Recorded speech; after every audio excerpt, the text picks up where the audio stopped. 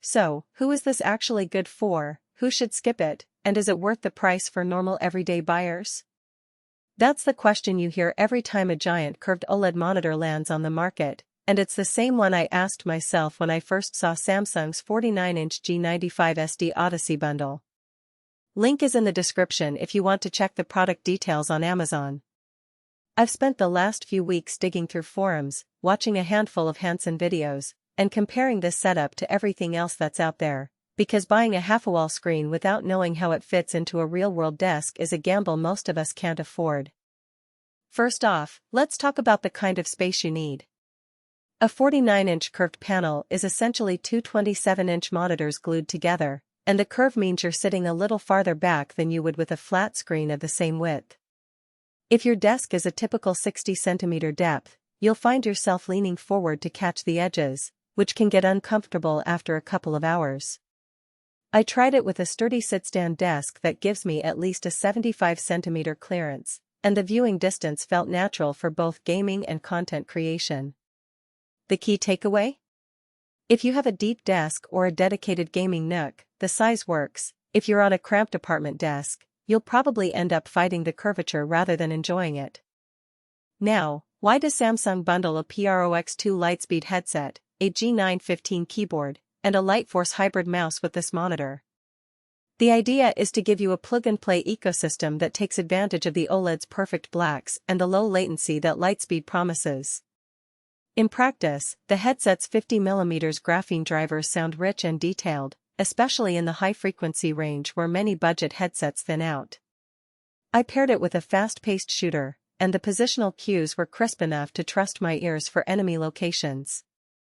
The G915 keyboard, with its low-profile keys and perky RGB, sits comfortably under the monitor's stand, but you'll need a USB-C hub if you want to keep the cable tidy.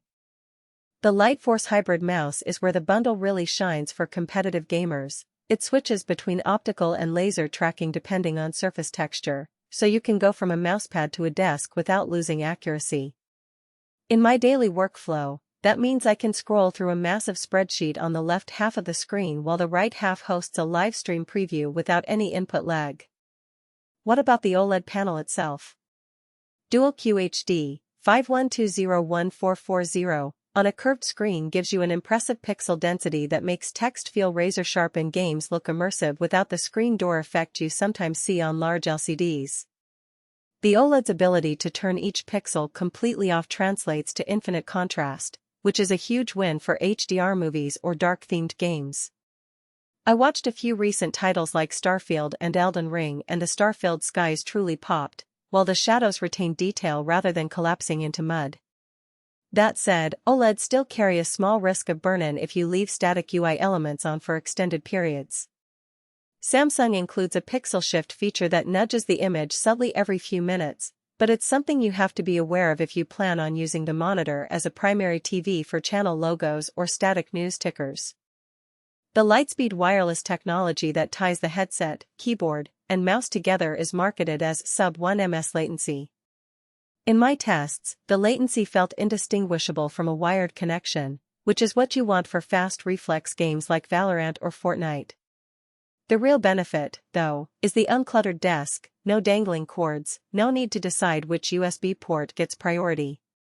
The only hiccup is that the wireless dongle occupies one of the monitor's USB-C ports, so you lose a bit of future expandability unless you add a hub. Let's talk practical strengths. First, the immersive field of view. Because the panel spans almost 120 degrees horizontally, you get a genuine wraparound feel that can replace a multi-monitor setup for many people. That's a massive productivity boost if you edit video, stream, or run multiple applications side by side. Second, the bundled accessories are genuinely high-end. The headset's graphene drivers and the mouse's hybrid sensor are not entry-level components you'd otherwise have to purchase separately, so the bundle saves you roughly $300 if you were buying comparable gear.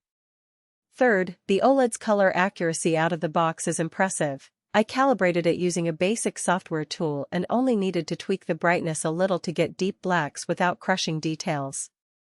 On the flip side, there are hidden trade-offs.